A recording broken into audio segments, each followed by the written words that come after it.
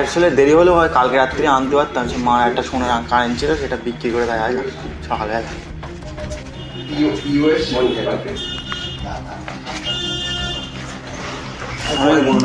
মনে নেন নাই, ঠিক আছে। তাও তাহলে আসলে দেরি হলেও হয়, কালকে রাত্রি আনতে পারতাম। সে মার একটা সোনার কারেন্ট ছিল, সেটা বিক্রি করে দেয় আজ সকালে।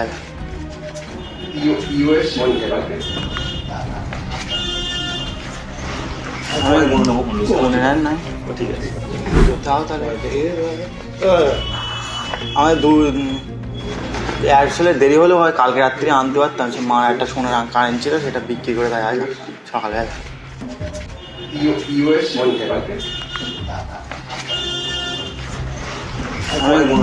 মনে নেন নাই, ঠিক আছে।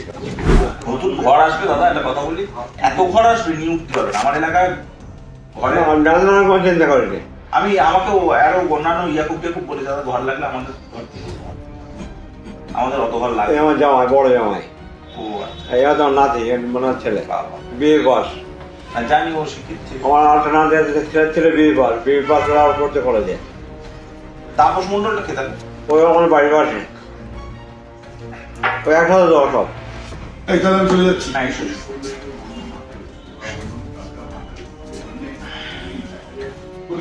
আমার একটা সেরকম 4-5 দিন পরে দেখুন দাদা নিয়ে যেত। হ্যাঁ, 4-5 দিন আপনি বলুন। এখানে থেকে দিলে আমি পেয়ে যাবো জামার কাছে। আর আপনি আসুন। আচ্ছা আপনি অবশ্য কি করে বইতে পারবেন। আচ্ছা, তো এই জন্য হ্যাঁ এসো। আচ্ছা আর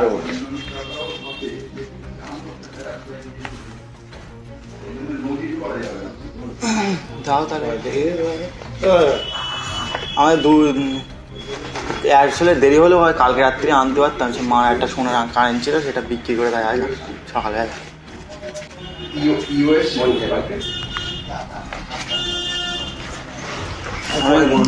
মনে নেন নাই, ঠিক আছে। তুমি তো কম করে ঠিক আছে। আমাদের যে টাকাটা নিয়ে কৌশিক দাদা কাউন্সিলর, 7 নম্বর ওয়ার্ডের কাউন্সিলর, যে টাকাটা নিয়ে পালিয়েছে, তার জন্য আমরা এসেছি। কি জন্য টাকা নিয়েছিল? আমাদের সরকারি ঘর দেবে বলেছিল, হ্যাঁ, দিয়েছে। দিয়েছে। সরকারি ঘর দিয়েছে। হ্যাঁ। দ্বিতীয় লটের টাকা ঢুকেছে 1 লাখ টাকা। হ্যাঁ। সে টাকা কৌশিক আর 2 বছর ধরে নিয়ে চলে গেছে। কত 2 বছর কৌশিকের হাতে দোয়া আছে, আজ করে দেবো, কাল মিস্ত্রি পাঠাবো, কালকে ঘর পাঠাবো, এসব ঘুম ভাঙ দিয়ে টাকাটা নিয়ে চলে গেছে। কত টাকা? 1 লাখ টাকা। ও কত নম্বর ওয়ার্ডের কাউন্সিলর? 7 নম্বর ওয়ার্ডের কাউন্সিলর। তা আপনারা কি থানায় এসেছেন হ্যাঁ, কি করতে? অভিযোগ করতে। আচ্ছা, অভিযোগ করেছেন? হ্যাঁ, করেছি। তাও তাহলে আসলে দেরি হলেও হয়, কালকে রাত্রি আনতে পারতাম। সে মার একটা সোনার কারেন্ট ছিল, সেটা বিক্রি করে দেয় আজ সকালে।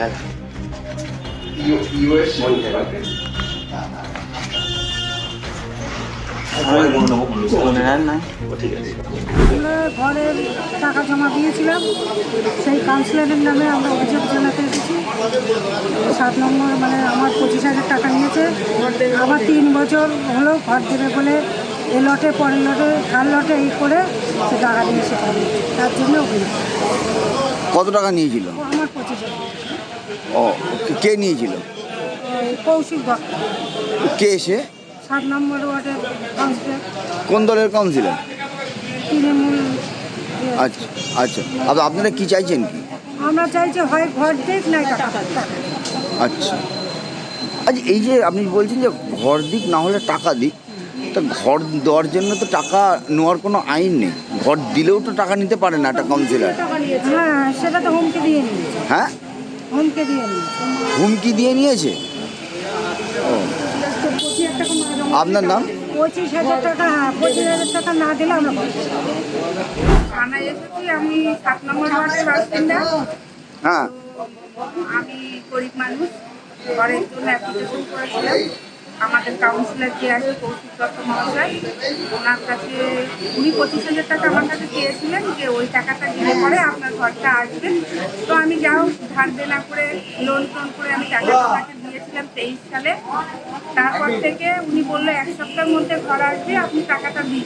তো আমি দিয়ে এলাম, এবং আমার সঙ্গে আমার এক সহকর্মীও ছিল, মানে আমরা যে বস্তি করি, বস্তির এক সহকর্মী আমার সঙ্গে ছিল, তার সঙ্গে দিয়েছিলাম টাকা। উনি দিলেন, আমি 1 মাস হয়ে গেল, ওনাকে জিজ্ঞাসা করি, তো বলে হ্যাঁ আসবে, 2 মাস 3 মাস টাইম নেয়, 2 মাস 3 মাস টাইমে আমি আবার যাই।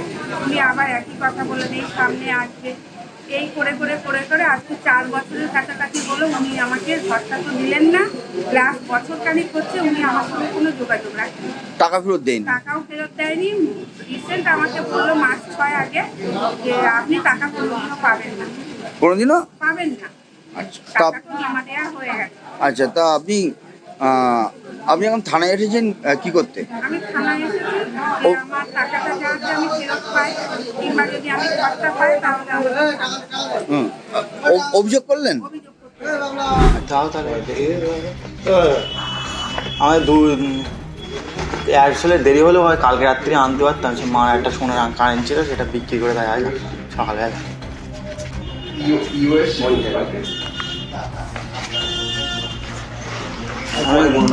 মনে নেন নাই।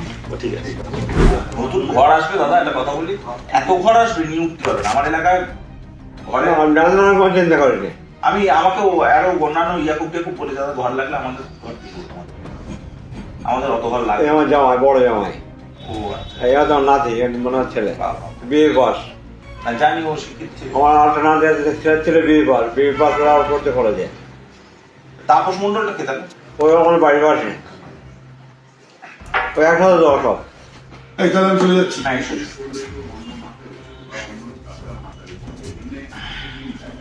কোনো কি জানো? আমার একটা সেরকম 4-5 দিন পরে দেখুন দাদা নিয়ে যেত। হ্যাঁ, 4-5 দিন আপনি বলুন।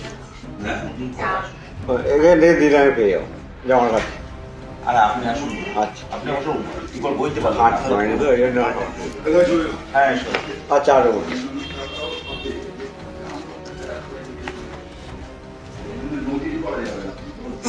যাও তাহলে আমাদের আসলে দেরি হলেও হয়, কালকে রাত্রি আনতে পারতাম। সে মার একটা সোনার কারেন্ট ছিল, সেটা বিক্রি করে দেয় আজ সকালে।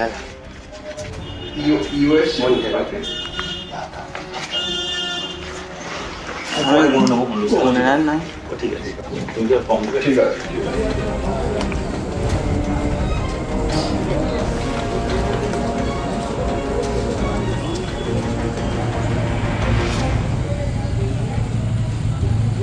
আমাদের ভিডিও ভালো লাগলে লাইক এবং শেয়ার করুন। কমেন্ট সেকশনে গিয়ে জানান আপনাদের মতামত। আরও ভিডিও পেতে আমাদের চ্যানেল সাবস্ক্রাইব করুন এবং প্রতি মুহূর্তে খবরের আপডেট পেতে প্রেস করুন বেল আইকন।